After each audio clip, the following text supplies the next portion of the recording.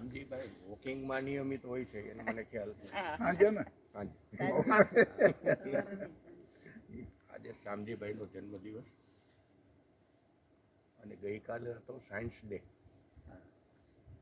અને 10માનું પાછું સાયન્સનું જ પેપર હતું. હા વિજ્ઞાન એટલે શું? પ્રશ્ન એમ થાય.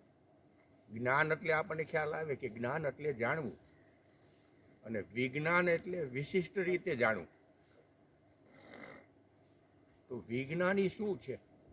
આજના પરિપ્રેક્ષમાં આપણે જે જોઈ અને વિશ્વએ જે પ્રગતિ કરી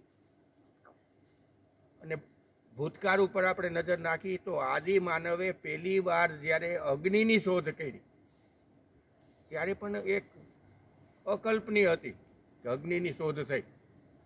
પછી દિવસે દિવસે માણસ પ્રગતિ કરતો ગયો અને આજે આપણે ઠેઠ અહીંયા સુધી પહોંચ્યા. કોમ્પ્યુટરની શોધ એ આપણને એક અજાયબી લાગતી હતી. ત્યારે એમ થાય કે વિજ્ઞાન અને ધર્મ વચ્ચે ફર્ક શું છે? જે વખતે આ દેશમાં જાહોજલાલી હતી, આ દેશ પૂરા વિશ્વનું ભરણ પોષણ કરતો હતો, ત્યારે પણ વિજ્ઞાન અને ધર્મ બે સાથે હતા. કહેવાય છે કે વિજ્ઞાન વગરનો ધર્મ લંગડો છે અને ધર્મ વગરનું વિજ્ઞાન આંધળું છે. વિજ્ઞાને શોધ શેની કરી? તો વિજ્ઞાને શોધ કરી એ અણુની શોધ કરી. ધર્મએ શોધ શેની કરી? તો ધર્મએ શોધ કરી એ આત્માની કરી. અને બે પાછા એ જગ્યાએ પહોંચ્યા કે જ્યાં ખાલી ઉર્જા આવી.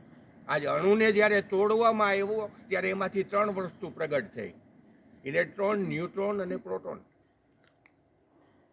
ધર્મ બાજુ જ્યારે આપણે ગયા ને આપણે આપણા દેહનું અવલોકન કર્યું, આપણે એટેન્શન કર્યું, આપણે ઓબ્ઝર્વેશન કર્યું, આપણે આત્મસ્મરણ કર્યું, ત્યારે બોડીમાંથી ઉર્જા જ આવી. બે એક જ વસ્તુ છે.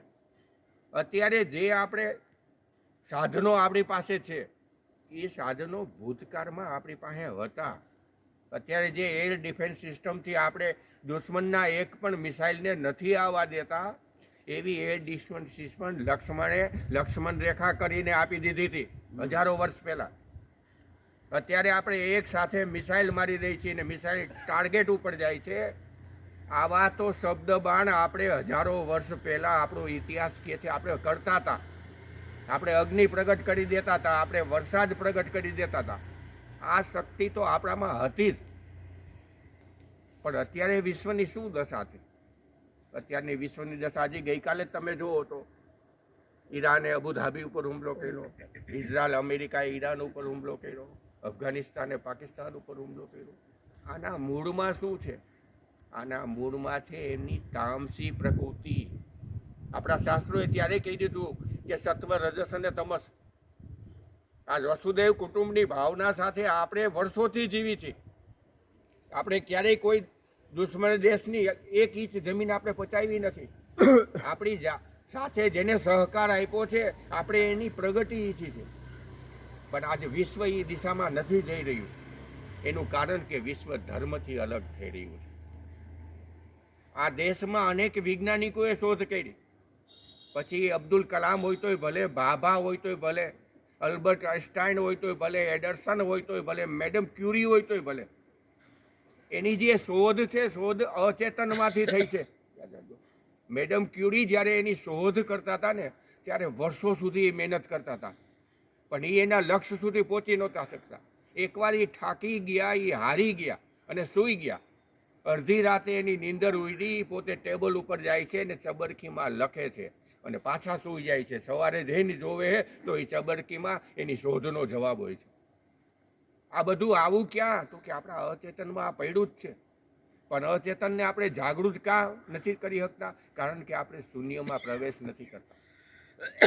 આપણું જીવન છે એ શબ્દ અને વિચાર આધારિત જ છે. આપણને કલ્પના પણ નથી થતી કે શબ્દ અને વિચાર વગરનું જીવન હોઈ શકે. જ્યારે આપણે શબ્દ અને વિચારથી પાર જાશું, જ્યારે આપણે મૌનમાં જાશું, આપણા શાસ્ત્રો જે મહાભારત રામાયણ લખાણા છે એ શૂન્ય અવસ્થામાં લખાણા છે.